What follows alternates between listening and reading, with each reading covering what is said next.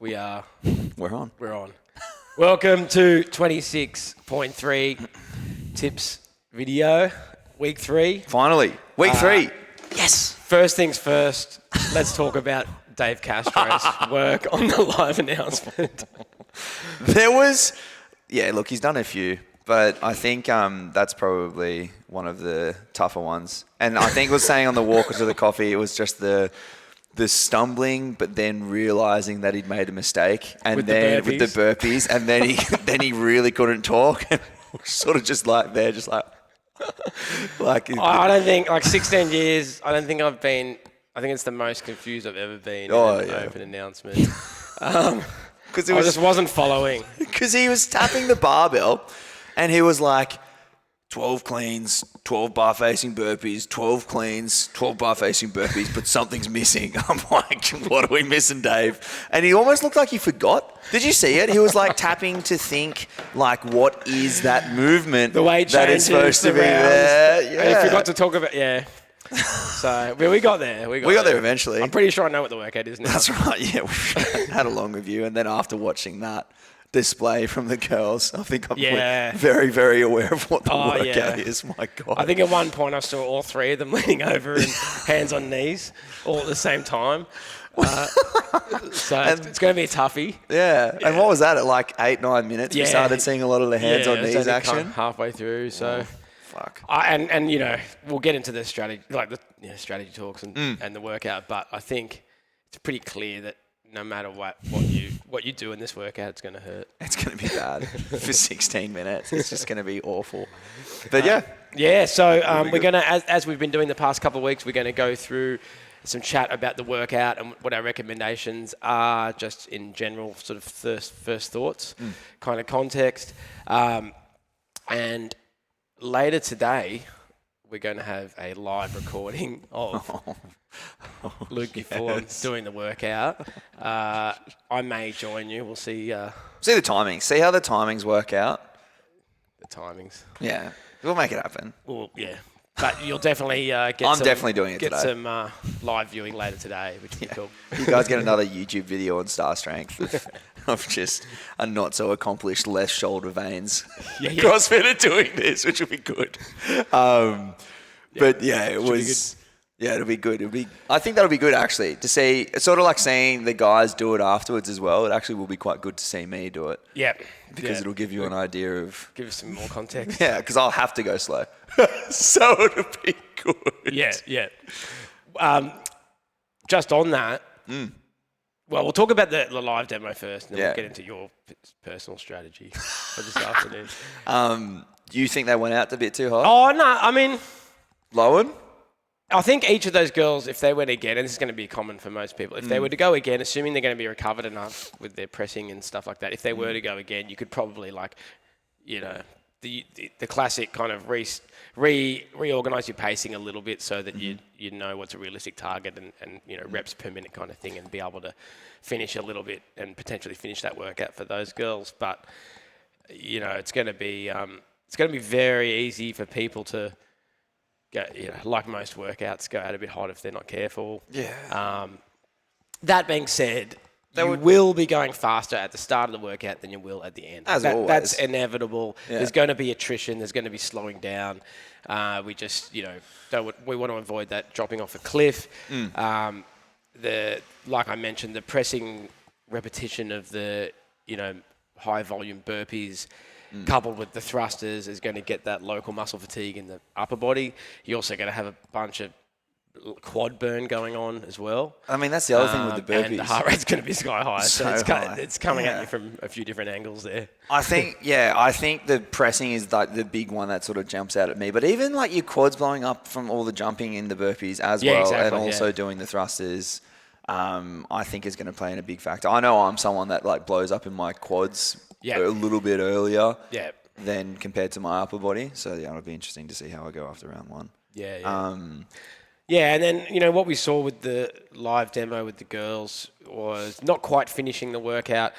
I'm sort of doing a little bit of maths on it, and there's 288 reps in the workout. So if we're going reps per minute, if someone wants to finish the workout, they've got to average like 18 reps per minute for the entire workout. Yep.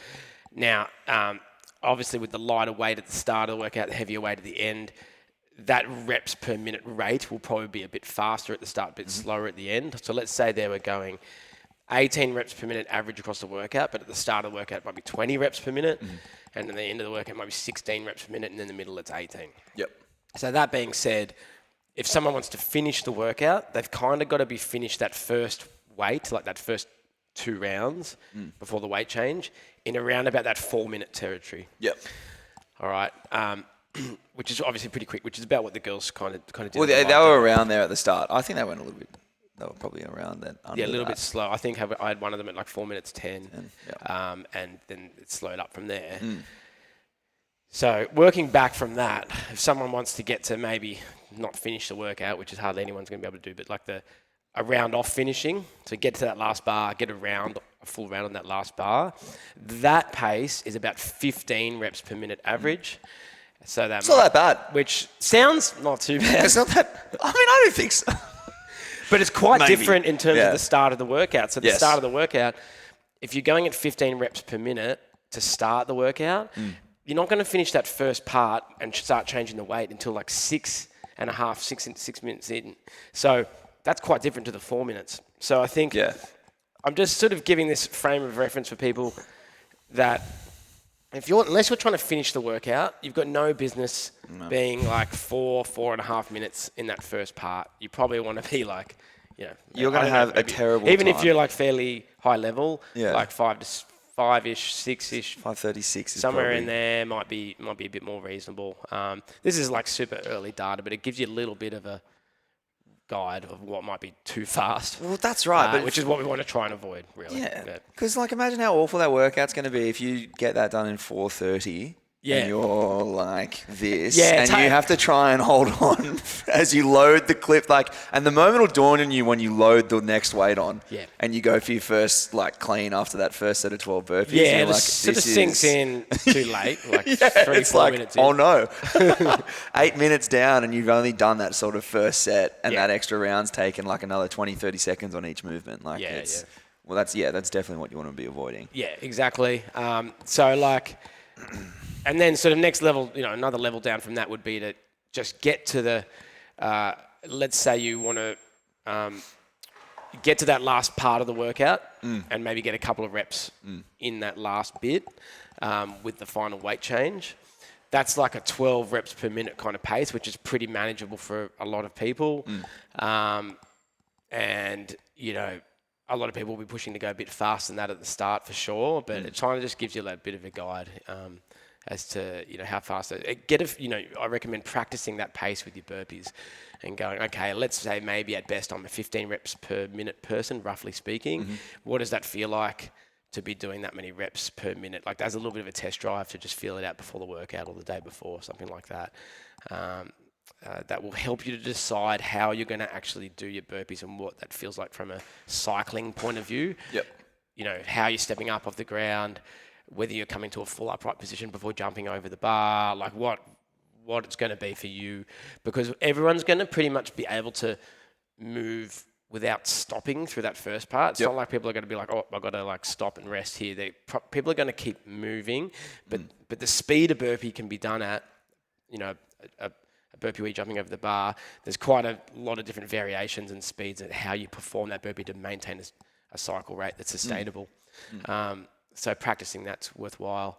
And the other thing, just keeping in mind, is like a 16-minute workout for pretty much everyone. So yes, again, be ready to hurt. Don't be too precious early on, but also just be thinking 16 minutes. I've got to keep this up. Yeah, the whole time. Start a little bit slower than you think. Yeah, as like usual messaging with workouts like this is just start a little bit slower than you think, and then again the speed's going to come down. You're expecting that sort of 5 to 10% drop off each round, slightly slower with the movement, and then just see where you end up rather than crashing and burning within the first 6 minutes. Yeah, and these videos, we try. I feel like we say that, and then there'll be some freak, and some freak will be able to hold on, or vice versa. There might be some crazy scores that come out of this. Yeah, there will be, no doubt. But So what do we have? And I'm just looking at our little list here of some other things to mention. Technique-wise, on each movement. So let's talk about that a little bit. Talking about the burpee again. So probably stepping up off the floor and maybe even stepping down onto the floor is going to keep that steady rhythm doable and sustainable. And it's not 2 foot takeoff. It's like the get over. So movement standard-wise for legit rep is you have to be airborne at some point as you go over the bar. Yep. But that's the only requirement. So if it's a staggered, one foot goes up, the other foot leaves the ground, as long as both feet are off the ground for some point of time before you land on the other side, and it can be a 1 foot, then the other foot landing on the other side. Good. So that allows you to keep it pretty efficient and not have to raise your center of mass, your whole body weight up too high each rep. So it really is worth getting a feel for how you're going to do that as efficiently as possible and not jumping any higher than you need to, basically. Great. But also keeping it legit and an actual rep is important as well. Yeah, that's always. We want that. And then barbell. With the barbell... Oh, sorry, I want to go back to the burpee again. Oh, yeah. There's more? Yeah, there's more. Kind of mentioned before, whether you stay low and for the guys who are going to be a bit more elite and moving a bit faster, you'll probably have a fairly lent over posture for a lot of the workout and just be kind of moving through your burpees. Even if they are not super fast paced, you may not come to an upright position. I think a lot of people might as well sort of get up off the ground, stand a bit more upright as they jump over, just to get a bit more breathing and slow that pace down a little bit. So you're still kind of unbroken, but it just slows the rate down a little bit and is a little bit more a little bit less taxing per rep. Yes. And that's going to be doable for a lot of people at the pace they're going at on their burpees. Yeah, and I think that, like you said, it naturally slows you down a little bit. Yep. Like stand up a little bit, you get the air, then drop down. If you're going to stay low the entire time, you're going to be compressed. Breathing's going to be hard, but you will keep the cadence quicker. So, I mean, there's probably going to be times where you want to cover a bit more to get your breath back. Others, if you want to go a little bit faster, if you're feeling okay. So, yeah, just like you said, I think practicing both. Practice both. If you're shooting for getting to that last barbell and getting deep into that, you're probably going to need to stay leant over and move a bit faster. If you're more of hoping to get to that last barbell kind of pace, you can probably do some more upright burpees in there, even if it's not every single rep, but some of them. Okay, so I think I've talked about burpees enough. That's a good amount. What do you think about, let's go into the cleans. Talk me through your thoughts on the performance on the cleans. I think, well, if you're someone... Like little technique tips. I mean, I think the best way, and I've been trying to get people to do this for the longest time. Whenever you're on the barbell, you just want to put 40, whether it's 43 kilos for the guys, the chicks weight's like 29 kilos to start as well. So, yeah. It's like put that much effort into each rep. Don't rip it like it's like 100 and something kilos and just move it like real smooth. Yeah. Like when you're doing like a massive set of like toes to bar or something like that. Very similar vibe where it's just like you're on the bar holding on and trying to move through and just move as effectively as possible. Just enough effort. Each time. To get the rep done. To get it done. More. Doesn't have to be fast, particularly You're not blasting in this. No, because this is like a burpee workout. It's not like the barbell's there. It's going to be annoying, but it's not going to matter that much. Maybe a bit on the thruster for some people. So you have the option of like doing a little bit of contact, shrugging, pulling through, no contact, which is going to be a lot more upper body. And I'd also play around with just like the position of your hips. So you can just get a little bit more hingy. Because if you're someone that quads blow up on their burpees, and we also are going to be doing the thrusters, it's probably a good idea to save them, because then on the thrusters even, you want to making sure you're using your hips as much as you can so that you're not doing very much pressing overhead, because the more pressing fatigue you add, the slower your burpee is going to be and your shoulder's going to be tired enough. So we're thinking on the cleans, little bit, potentially a bit of a higher hip position, so we're not having to bend the knees as much, saving a bit quad. Potentially using a little bit more upper body pull to not have to use some of the other muscles like the quads and that, and that are being taxed with the burpees, even the hips. And that, whether that's a muscle clean or like a fairly high power clean with a bit of like using the arms a fair bit, you can sort of that's probably best practice. When was the last time you did singles on 43 kilo planes? I don't know. Today might be the day for me. It's been a while. Yeah, and whether you do, this is obviously going to be depending what level you're at, but whether you do a mix, some touch and goes, and then tailing off with some singles, potentially here or there. That's definitely an option, even at the lighter weights. Yeah, I think definitely on the cleans is an option. And then I think going to the thrusters, you probably don't want to be doing... We don't want to be doing singles on the thrusters. You want to pick the bar and probably do at least like 3 or 4 reps, at least. Yeah. Elite level, probably holding on for unbroken for most of the first couple bars, if not all. The girls at the end were doing, like, I think Danielle Brandon, I was doing her splits. She did like 3 sets of 4 on like on the last bar, The last bar. A few times, which is like fair enough. That's like pretty heavy. Yeah, you're probably expecting that at the later end of the workout. But 1 or 2 sets is probably a general good goal. For people who are like, looking to be quarterfinals and above. Yes. I would say. Oh, definitely. Say picking that bar up again. So there's going to be that heart rate spike on the thrusters. Keeping in mind, every second round of thrusters, you got a weight change after that. Yes. Yes. Which you have to do. No one else can touch it. No judges. No helpers. Just you. Yep.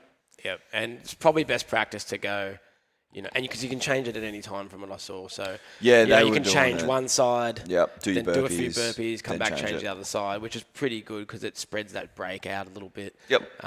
And gives you 2 opportunities to have a break before you pick it up again.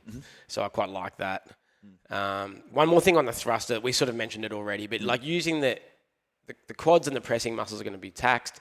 Use the hip drive. So at the top of that squat, really try and like sort of thrust the hips, squeeze your butt, and get a little bit of, as much power as you can add to contribute to the thruster with the hip at the top part of, the power position of the top of the thruster. They're gonna hurt either way, but that's try it. to use that. Use the weight to your advantage to go into the squat as well. It's like, don't think about like doing a front squat into a press. It's like you're gonna like drop down, use the bounce, like the stretch reflex and the bounce out, drive out real quick, breath, and then drop. And just use the weight to your advantage when you're going into the squat. For like a recoil out of the bottom, Don't consciously think about it. Again, similar to like a wall ball. Like you're not thinking about doing like a squat and then press. You're just flowing through the movement. Similar thing with the thruster. It should go well, hopefully. We'll see. I'll let you know. I think they're the main notes we had on the technique tips for each movement and the overview of the workout.